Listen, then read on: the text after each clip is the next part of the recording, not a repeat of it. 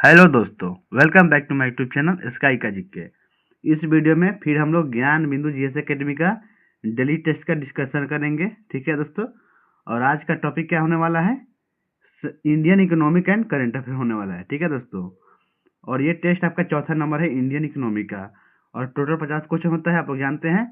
और ये दोस्तों डेली टेस्ट सीरीज का 18वां दिन का टेस्ट है। ठीक है, तो अगर आप हमारे चैनल पर नए हैं तो चैनल को सब्सक्राइब कीजिएगा, वीडियो को पूरा देखिएगा, कमेंट कीजिएगा वीडियो कैसा लगा है। ठीक है, चलिए अब बिना समय गवाए शुरू करते हैं पहला क्वेश्चन से।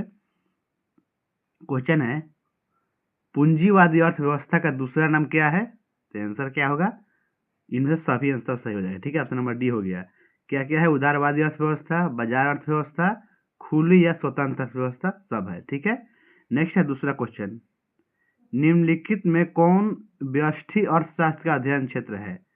तो व्यष्टि अर्थशास्त्र का अध्ययन क्षेत्र हो जाएगा वस्तु कीमत का निर्धारण। ठीक है, ऑप्शन नंबर बी आंसर होगा। नेक्स्ट तीसरा क्वेश्चन, निम्नलिखित में सही विकल्प चुनना है कि कौन सा विकल्प जो है सही है। तो इसमें से ऑप्शन बी हो जाएगा जो सही है। क्या है? जीएनपी बराबर जीडीपी प्लस शुद्ध अप्रत्यक्ष कर होता है। ठीक है, नेक्स्ट है, राष्ट्रीय आय में निम्नलिखित में किसको शामिल किया जाता है? तो इसमें से दोस्तों आपका लगान, मजदूरी, वेतन, ब्याज, लाभ, ये सभी को शामिल करते हैं। ऑप्शन नंबर सी आंसर होगा। नेक्स्ट 5 नंबर क्वेश्चन, जैसे जैसे अर्थव्यवस्था विकसित होती है राष्ट्रीय आय में तृतीय क्षेत्र का अंश क्या होता है?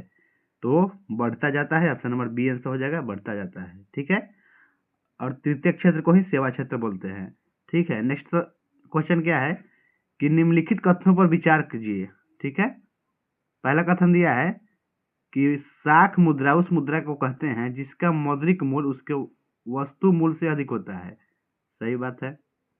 दूसरा है कि भारत में पाई जाने वाली मुद्रा साख मुद्रा है। हाँ दोस्तों, सही है। तो आंसर हो गया ऑप्शन सी, 1 तथा 2 दोनों सही है। नेक्स्ट है 7वां क्वेश्चन, भारत में मुद्रा पूर्ति के मापन हेतु कितने वैकल्पिक माप है? तो आंसर होगा 4 माप है। ऑप्शन नंबर डी होगा, 4 गो है। ठीक है, अगला है, मुद्रा की मात्रा कम करना मुद्रास्फीति को रोकने का कौन सा उपाय है? तो आंसर हो जाएगा मौद्रिक उपाय है। ऑप्शन नंबर बी हो जाएगा मौद्रिक उपाय। नेक्स्ट सवाल 9 नंबर,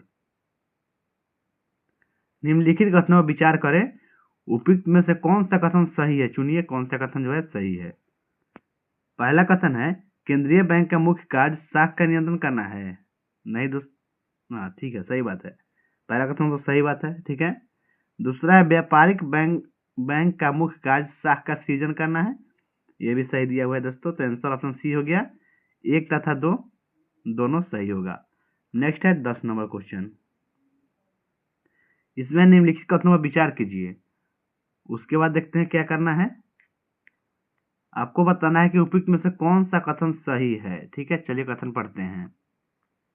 पहला दिया है कि निम्न क्या है दोस्तों? पहला कथन, आरबीआई एक्ट के अनुसार आरबीआई का मुख्य कार्य अर्थव्यवस्था में समृद्धि तथा मूल्य स्थिरता को प्रोत्साहित करना है। सही बात है। दूसरा है, आरबीआई का उद्देश्य लाभ कमाना नहीं है, यह देश के विकास में अपनी भूमिका निभाता है। ये भी सही बात है दोस्तों। तीसरा देखते हैं इसके बाद। तीसरा कथन है, नोट जारी करना एक लाभदायक व्यवसाय है। सही बात है दोस्तों। तो इसका आंसर क्या होगा? सभी कथन सही है। ऑप्शन नंबर डी हो जाएगा। नेक्स्ट सवाल 11 नंबर, निम्नलिखित कथनों पर विचार कीजिए, उपयुक्त में से कौन सा कथन सही है? चुनिए। ठीक है, पहला दिया है कि कोई भी प्रतिभूति यानी कि शेयर पहली बार बेची जाती है तो उसे प्राथमिक बाजार की व्यवहार कही जाती है। सही बात है। दूसरा है, एक बार बिक चुकी प्रतिभूति का पुनः बेचा जाना द्वितीयक बाजार की क्रिया है। हाँ दोस्तों, ये भी सही है। और तीसरा है, द्वितीयक बाजार का व्यवहार प्रायः व्यापारिक बैंकों के माध्यम से होता है। नहीं, ये गलत है। तो इसमें सही चुनना है, तो 1 और 2 सही है। ऑप्शन नंबर ए आंसर हो गया। नेक्स्ट है दोस्तों 12 नंबर क्वेश्चन, भारतीय बीमा नियामक एवं विकास प्राधिकरण IRDAI का कार्य क्या है? तो आपको पता ही होगा इसका कार्य क्या है, बीमा के क्षेत्र में व्यवसायिक संगठनों को बढ़ावा देना। ऑप्शन नंबर सी आंसर हो गया। नेक्स्ट है 13 नंबर क्वेश्चन, तो क्वेश्चन है कि राजकोषीय नीति के संबंध में निम्नलिखित कथनों पर विचार कीजिए, कूट द्वारा सही विकल्प चुनना है। ठीक है, सही कौन कौन है। पहला दिया है कि राजकोषीय नीति विकास के लिए साधनों के केंद्रीकरण को प्रभावित कर पूंजी निर्माण पर प्रभाव डालती है। सही है कि गलत? सही है। ठीक है, दूसरा है राजकोषीय नीति बैंक दर को प्रभावित कर निवेश को बढ़ाता है। नहीं दोस्तों, दूसरा कथन जो है गलत है। ठीक है दोस्तों, तीसरा है कि वह साधनों के आवंटन की कार्य कुशलता में सुधार कर अपना प्रभाव डालती है। सही बात है, तो कथन 1 और 3 सही है, ऑप्शन नंबर बी हो गया। नेक्स्ट सवाल 14 नंबर, निम्नलिखित में कौन सा सरकार के बजट घाटा में सबसे बड़ा घाटा है? तो इसमें से आंसर होगा राजकोषीय घाटा सबसे बड़ा घाटा होता है, ऑप्शन नंबर सी हो गया। अगला है कंपनी सार्वजनिक तथा निजी के शुद्ध आय पर लगने वाला कर को क्या कहते हैं दोस्तों? तो उसको हम लोग निगम कर बोलते हैं, ऑप्शन नंबर ए हो जाएगा निगम कर। ठीक है, नेक्स्ट है 16 नंबर, निम्नलिखित कथनों पर विचार करना है। उसके बाद क्या चुनना है देख लेते हैं। इसके बाद आपको चुनना है कौन सा कथन सही है। ठीक है, ये चुनना है। ठीक है, तो पहला कथन क्या है 16 नंबर का, कि भारतीय नागरिकों के द्वारा विदेश में अर्जित आय पर भारत में आय कर नहीं देना पड़ता है। सही है गलत बताइए? तो ये बिल्कुल सही है। ठीक है, दूसरा कथन है अगर कोई नागरिक लगातार 182 दिनों तक देश के बाहर नहीं रह रहा है तब विदेश में अर्जित आय भारत में आय कर के दायरे में आ जाएगा। बिल्कुल सही है ये भी। तो इसका आंसर हो गया, दोनों कथन सही है, ऑप्शन सी हो गया। नेक्स्ट है 17 नंबर सवाल, कि चक्रीय निर्धन वे है। क्या होगा इसका आंसर चुनिए।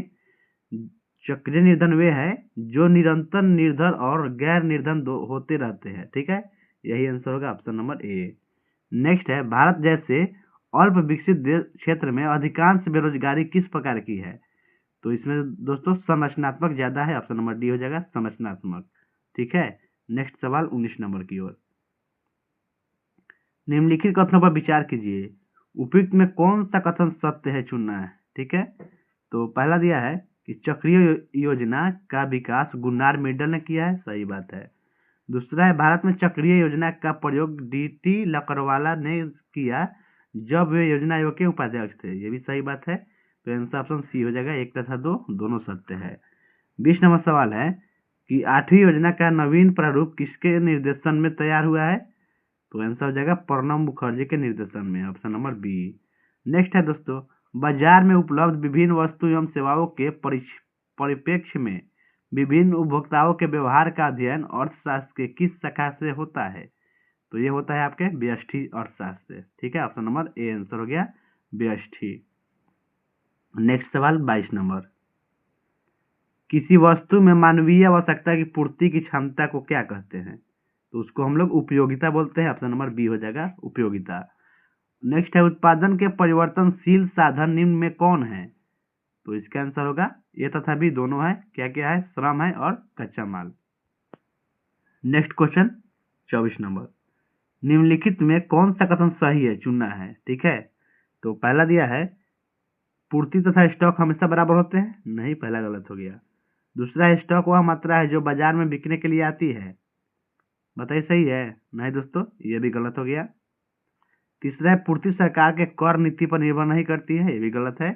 चौथा है पूर्ति तथा स्टॉक में अंतर होता है। बिल्कुल अंतर होता है, ऑप्शन नंबर डी आंसर होगा।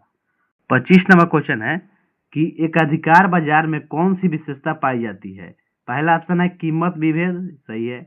दूसरा है कीमत पर पूर्ण नियंत्रण, ये भी सही है। तीसरा है एक विक्रेता तथा अनेक क्रेता, ये भी सही है दोस्तों। देखते हैं चौथा ऑप्शन क्या है। तो इनमें सभी होना चाहिए। ठीक है, इनमें सभी आंसर होगा, ऑप्शन नंबर डी हो जाएगा। नेक्स्ट 26 नंबर सवाल, लौंग के उत्पादन के विषय में सत्य कथन का चयन करें।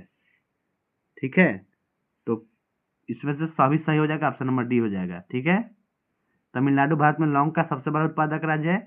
विश्व में इंडोनेशिया लौंग का सबसे बड़ा उत्पादक देश है। कन्याकुमारी जिले में भारत के कुल लौंग उत्पादन का लगभग 65% हिस्सा होता है। सही बात है, तो याद कर लीजिएगा। नेक्स्ट 27 नंबर क्वेश्चन, निम्नलिखित कथनों पर विचार कर कूट की मदद से सत्य कथन को चुनना है कि कौन कौन कथन जो है इसमें सत्य है दोस्तों। ठीक है, पहला कथन है कि पुदुचेरी के डॉक्टर हरिप्रिया अरविंद और डॉक्टर आर वेंकटेश को मोतियाबिंद उपचार के लिए चांग क्रेडल मानवतावादी पुरस्कार 2026 प्राप्त हुआ है। सही बात है। दूसरा है भारत 9 से 10 जनवरी 2026 को नई दिल्ली में ब्रिक्स शेरपा और सू शेरपाओं की पहली बैठक आयोजित करके औपचारिक रूप से 2026 की ब्रिक्स अध्यक्षता की शुरुआत किया है। ये भी सही बात है दोस्तों। इसका आंसर क्या हो गया? ऑप्शन सी हो गया, 1 तथा 2 दोनों सत्य है। नेक्स्ट 28 नंबर क्वेश्चन, मिलान करना है, दिवस और दिनांक मिलाना है। ठीक है, चलिए इसको मिलाते हैं। राष्ट्रीय महिला दिवस 13 फरवरी को मनाते हैं। अंतर्राष्ट्रीय बाल कैंसर दिवस 15 फरवरी को, याद रखिएगा। और विश्व दलहन दिवस ये मनाते हैं 10 फरवरी को दोस्तों। ठीक है, दलहन 10 को। और चौथा ऑप्शन है विश्व आर्द्र भूमि दिवस, ये तो सबको पता है, 2 फरवरी को मनाते हैं। इसका आंसर ऑप्शन सी हो गया। ठीक है, सारे डेट को याद रखना है। नेक्स्ट 29 नंबर सवाल, चर्चित आर्कटिक सेंट्री मिशन किस समूह द्वारा शुरू करने की घोषणा की गई है? तो इसका आंसर हो जाएगा नाटो के द्वारा, ऑप्शन नंबर बी। अगला है, हाल ही में किस राज्य ने बेरोजगार महिलाओं और ट्रांसजेंडर महिलाओं को मासिक पेंशन देने के लिए स्त्री सुरक्षा योजना शुरू किया है? तो इसको शुरू किया है केरल सरकार, ऑप्शन नंबर सी हो जाएगा केरल। नेक्स्ट, स्टैनफोर्ड यूनिवर्सिटी की वर्ष 2025 का ग्लोबल एआई वाइब्रेंसी रैंकिंग में भारत का स्थान क्या रहा था? तो भारत का स्थान तीसरा था, ऑप्शन नंबर सी आंसर हो जाएगा। अगला है, भारत का पहला राज्य जिसने विधायकों की उपस्थिति दर्ज करने के लिए एआई संचालित चेहरा पहचान तकनीक का उपयोग शुरू किया है? तो कौन सा राज्य शुरू किया है बताइए? तो आंसर हो जाएगा आपको आंध्र प्रदेश सरकार। ठीक है, ऑप्शन नंबर सी है। अगला है, भारत और फ्रांस ने कहाँ इंडो फ्रेंच एआई केंद्र का उद्घाटन किया है? तो इसका आंसर होगा एम्स दिल्ली में किया है, ऑप्शन नंबर ए हो जाएगा। ठीक है, नेक्स्ट है कि हाल ही में किसने बांग्लादेश के नए प्रधानमंत्री के रूप में शपथ ली है दोस्तों? तो इसका आंसर जाएगा तारिक रहमान लिया है, ऑप्शन नंबर बी। नेक्स्ट है, निम्न में कौन सा सत्य है बताना है, कौन सा जो है सत्य है? तो इसके आंसर ऑप्शन सी होगा, ए और बी दोनों सही है। पढ़ लेते हैं। किसानों को स्मार्ट बनाने हेतु भारत विस्तार डिजिटल प्लेटफॉर्म का शुभारंभ किया है, सही बात है। इसका शुभारंभ केंद्रीय कृषि एवं किसान कल्याण मंत्री शिवराज सिंह चौहान ने जयपुर से किया, ये भी सही है दोस्तों। ठीक है, ऑप्शन सी आंसर हुआ। नेक्स्ट है, किस मंत्रालय द्वारा स्वास्थ्य पहल के लिए सुरक्षित एआई और स्वास्थ्य एआई के लिए बेंचमार्किंग ओपन डेटा प्लेटफॉर्म बोंद का शुभारंभ किया है? तो आंसर क्या होगा इसका? आपका स्वास्थ्य मंत्रालय किया है, ऑप्शन नंबर बी हो गया। नेक्स्ट सवाल, BBC Indian sports women of the year 2025 किसको चुना गया है? तो ये चुना गया है स्मृति मंधाना को, ऑप्शन नंबर सी हो जाएगा। अगला सवाल है, निम्न में कौन सा सत्य है बताइए? तो इसमें से दोस्तों दोनों का सत्य है। क्या है कि एशियाई शूटिंग चैंपियनशिप का आयोजन 2 से 14 फरवरी 2026 नई दिल्ली में हुआ, सही बात है। भारत कुल 94 पदकों के साथ शीर्ष स्थान पर रहा, ये भी सही है, तो आंसर ऑप्शन सी हो गया। नेक्स्ट है 39 नंबर सवाल, भारतीय नौसेना के पहले स्वदेशी प्रशिक्षण जहाज का चेन्नई के कट्टुपल्ली स्थित एक L&T शिपयार्ड में जलावतरण किया गया, इसका नाम क्या है दोस्तों? तो उसका नाम है कृष्णा, ऑप्शन नंबर बी हो जाएगा कृष्णा। अगला है, निम्न में कौन सा कथन सत्य नहीं है बताइए? ठीक है, पहला है कि इंडिया एआई इम्पैक्ट सम्मेलन 2026 भारत की मेजबानी में आयोजित हो रहा है, सही है तो पहला कथन।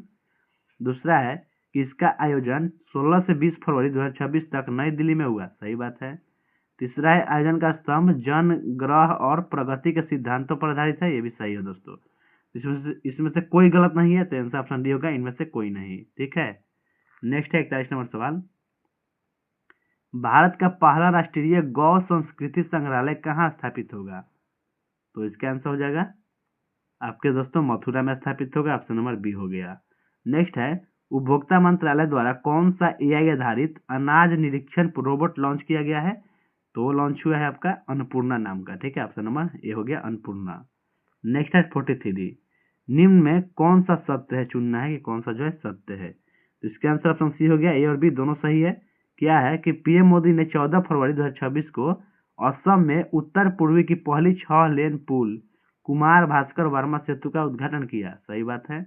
और दूसरा ऑप्शन है कि असम में ब्रह्मपुत्र नदी के नीचे भारत का पहला अंडर वाटर रेल सड़क सुरंग परियोजना को मंजूरी मिली है, ये भी सही है दोस्तों। आंसर हो गया ए और बी दोनों सत्य है। नेक्स्ट है, हेलेना रोड्रिक इंटरनेशनल मेडल 2026 प्राप्त करने वाली पहली भारतीय कौन बनी है? तो आंसर हो जाएगा प्रोफेसर मीता नारायण बनी है, ऑप्शन नंबर ए हो जाएगा।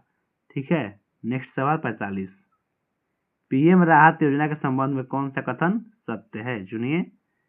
तो इसका आंसर होगा सभी कथन सही है। पढ़ लेते हैं, इसे पीएम मोदी द्वारा शुभारंभ किया गया, सही बात है। यह योजना सड़क दुर्घटना पीड़ितों के लिए नगद रहित उपचार राहत उपलब्ध कराता है, सही बात है दोस्तों। तीसरा है, इसके तहत सड़क दुर्घटना पीड़ित को 7 दिनों तक 1.5 लाख रुपए तक का नकद रहित सहायता दिया जाएगा। ये भी सही है दोस्तों। तो आंसर हो गया ऑप्शन डी, उपयुक्त सभी सही है। नेक्स्ट है 46 नंबर, किस मंत्रालय ने नई दिल्ली में भारत बोधन एआई कॉन्क्लेव 2026 का आयोजन किया? बताइए इसका आंसर। तो किया शिक्षा मंत्रालय, ऑप्शन नंबर सी हो गया।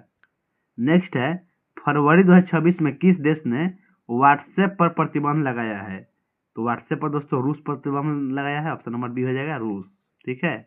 नेक्स्ट 48 नंबर सवाल, हाल ही में भारत ने किस देश के साथ मिलकर हाइड्रोजन फेलोशिप कार्यक्रम की शुरुआत किया है? बहुत ही इंपॉर्टेंट सवाल है दोस्तों। इसका आंसर होगा नीदरलैंड के साथ, ऑप्शन नंबर सी हो गया। नेक्स्ट है, प्रधानमंत्री नरेंद्र मोदी ने कहाँ सेवा तीर्थ का उद्घाटन किया? तो आंसर हो जाएगा नई दिल्ली में। ठीक है, ऑप्शन नंबर ए। आज का अंतिम प्रश्न इस सेट का, गृह मंत्री अमित शाह ने कहाँ से डिजिटल मुद्रा आधारित सार्वजनिक वितरण प्रणाली का शुभारंभ किया? तो ये किया दोस्तों गांधीनगर गुजरात से, ऑप्शन नंबर बी आंसर हो जाएगा। ठीक है, तो थैंक्स दोस्तों, यह वीडियो यहीं पे समाप्त होता है। अगर आपको वीडियो अच्छा लगा है तो लाइक कर दीजिए, अपने दोस्तों में शेयर कर दीजिए। ठीक है, मिलते हैं नेक्स्ट वीडियो में, तब तक के लिए टाटा बाय बाय।